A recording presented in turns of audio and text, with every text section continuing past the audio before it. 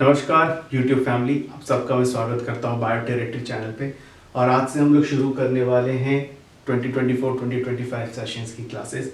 और आज जो हम सबसे पहले जो क्लासेस कंडक्ट करेंगे यहाँ पे वो है क्लास 10th का topic which is from biology life processes. और आगे आने वाले क्या क्या टॉपिक्स रहेंगे क्लास वाइज आपको एक शेड्यूल शेयर किया जाएगा थ्रू माई पोस्ट, आप वो देख लीजिएगा और उसके अकॉर्डिंग अपनी क्लास के टाइम पे या डेट वाइज आप मेरे से कनेक्ट हो सकते हैं। चलिए फिर शुरू करते हैं लाइफ प्रोसेस चैप्टर को which is from class 10th। और इसके अलावा अगर आप लखनऊ में रहते हैं, ऑफलाइन कोचिंग के लिए इंटरेस्टेड हैं या ऑनलाइन आप मुझसे पढ़ना चाहते हैं तो नीचे डिस्क्रिप्शन में दिए गए नंबर पे आप मुझसे कनेक्ट कर सकते हैं। तो शुरू करते हैं आज का अपना टॉपिक। और एक चीज़ और, अगर आपने चैनल अभी तक सब्सक्राइब नहीं करा है तो सब्सक्राइब कर लीजिए, क्योंकि चैनल पे भी बहुत सारी इंपॉर्टेंट चीज़ें आने वाली हैं, तो आपसे कहीं मिस ना हो जाए तो आप सब्सक्राइब अवश्य कर लीजिए। एंड अपने दोस्तों के साथ भी शेयर करिए जो कि इंटरेस्टेड हैं science and biology subject areas में, ठीक है। एंड हम लाइफ प्रोसेस को अगर शुरू करेंगे तो लाइफ प्रोसेस करते करते सीखेंगे, है ना। क्यों करते करते सीखेंगे? क्योंकि लाइफ प्रोसेस क्या है एक्चुअली, जो लिविंग ऑर्गेनिजम्स की कंडीशंस बताता है कि वो अलाइव है या नहीं, है ना। हम किसी भी ऑर्गेनिजम्स को बोलते हैं कि इज़ इट अलाइव और नॉट, तो अलाइव होने के कंडीशंस क्या क्या हैं उसमें हम ब्रीदिंग ऑब्जर्व कर सकते हैं, लोकोमोशन ऑब्जर्व कर सकते हैं, है ना, च्यू करते हुए देख सकते हैं, ठीक है। तो कहने का मतलब ये है कि आप कुछ ना भी करें, आप कुछ काम ना करें, खाली आप बिस्तर पे बैठे हैं या अपने सोफे पे बैठे हैं, कहीं भी आप खड़े हैं या बैठे हैं, तब भी आपका जो बॉडी है वो कुछ फंक्शंस कर रहा है। For example breathing, transportation, excretion and digestion, है ना। तो ये कुछ इंपॉर्टेंट फिजियोलॉजिकल फंक्शंस हैं जो हम लाइफ प्रोसेसेस के अंदर पढ़ते हैं। अब ये सारे लाइफ प्रोसेसेस जो हो रहे हैं इनको करा कौन रहा है? इनको कराता है ये मेटाबॉलिक फंक्शंस। इस पर हम अभी आएंगे थोड़ी देर बाद में। तो पहले अभी देखते हैं लाइफ प्रोसेस में हम क्या करने वाले हैं। तो लाइफ प्रोसेस में बेसिकली हम जानते हैं कि लाइफ प्रोसेस उन्हीं में पॉसिबल है जो कि लिविंग ऑर्गेनिजम्स हैं। और लिविंग ऑर्गेनिजम्स में अगर हम यहाँ पे क्लासीफाई करें तो they can be plant, they can be animals and they are micro organisms. Now ये सारे के सारे जो प्रोसेसेस हैं इनमें जो प्रोसेस होने के तरीके हैं ये भी डेवलप हुए हैं, ठीक है। अब ये डेवलपमेंट को हम इवोल्यूशन भी बोल सकते हैं या मॉडिफिकेशन, फिजियोलॉजिकल मॉडिफिकेशंस भी कह सकते हैं। तो डेवलपमेंट ऑफ लिविंग ऑर्गेनिजम्स को अगर हम देखें तो सेलुलर लेवल से ऑर्गन लेवल में चीज़ें जो हैं वो डेवलप हुई हैं, है ना। तो सेलुलर लेवल की अगर हम बात कर रहे हैं तो प्लांट्स, एनिमल्स या माइक्रो ऑर्गेनिजम्स, तो यहाँ पे हम यूनिसेलुलर या मल्टी सेलुलर ऑर्गेनिजम्स देखें तो अगर हम सिंपल या लोअर ऑर्डर ऑर्गेनिजम्स की बात करें तो इनमें जो प्रोसेस हो रहे हैं, जो लाइफ प्रोसेस हो रहे हैं, वो किसी स्पेसिफिक टाइप ऑफ टिश्यूज पे या स्पेसिफिक टाइप ऑफ ऑर्गन पे डिपेंड नहीं कर रहा। उनकी पूरी जो एक लाइफ है वो एक सेल पे डिपेंडेंट है, ठीक है।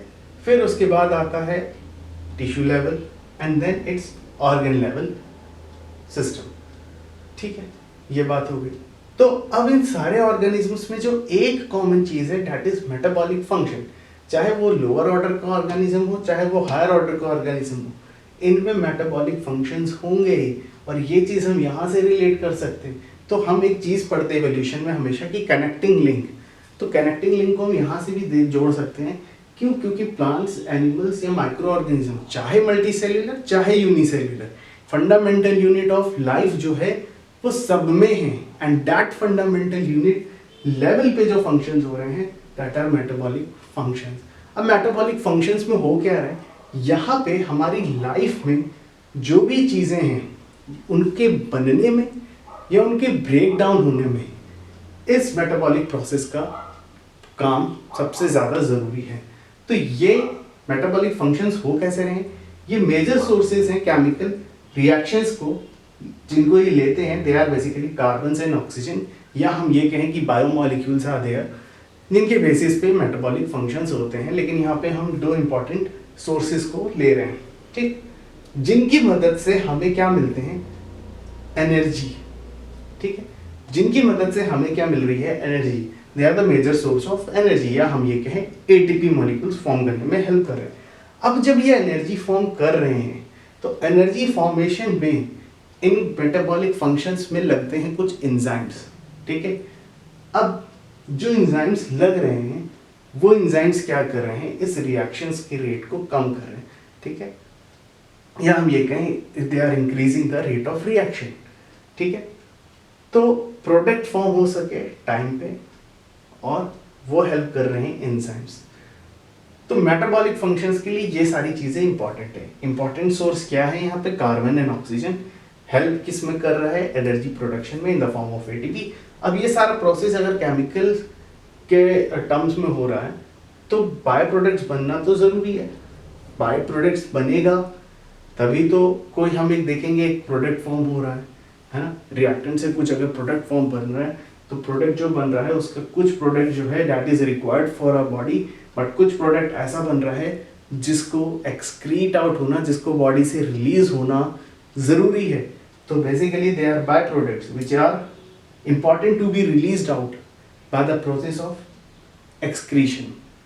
यहाँ पे एक्सक्रीशन प्रोसेस का मतलब ये है कि excretion process basically waste material को या टॉक्सिक लेवल बॉडी में ना बढ़े, है ना, उस पर्टिकुलर टॉक्सिसिटी को रिड्यूस करने में हेल्प करते हैं एक्सक्रीटरी सिस्टम। अब यहाँ पे एक बेसिक सी चीज हम समझ लेते हैं। जैसे हम ब्रीदिंग करते हैं तो ब्रीदिंग के प्रोसेस में हम ऑक्सीजन का इंटेक करते हैं, CO2 का रिलीज करते हैं। तो oxygen is required for human and CO2 is like a by product which are waste और toxic for humans, but they are useful for plants. तो बाय प्रोडक्ट्स बेसिकली वो होते हैं कि किसी एक ऑर्गेनिजम्स के लिए they can be harmful, but for other it can be a major source. ठीक है, और ये डिफरेंट होते हैं वेस्ट मटेरियल से। वेस्ट मटेरियल्स वो होते हैं जो कंप्लीटली डिस्कार्ड होने जरूरी हैं और उनका जो इफेक्ट है नेचर पे वो टॉक्सिक के फॉर्म में ही है। तो ये थी कुछ बातें लाइफ प्रोसेस के टॉपिक में। नेक्स्ट हम आपके साथ डिस्कस करेंगे न्यूट्रिशन पे एंड डाइजेशन पे। और इसी के साथ आज का ये लेक्चर यहीं तक। अगर आपको ये लेक्चर पसंद आया तो लाइक शेयर सब्सक्राइब जरूर करिएगा और कनेक्ट हुइए सेशन 2024-2025 में मेरे साथ। चलिए फिर मिलते हैं आपसे अगले वीडियो में।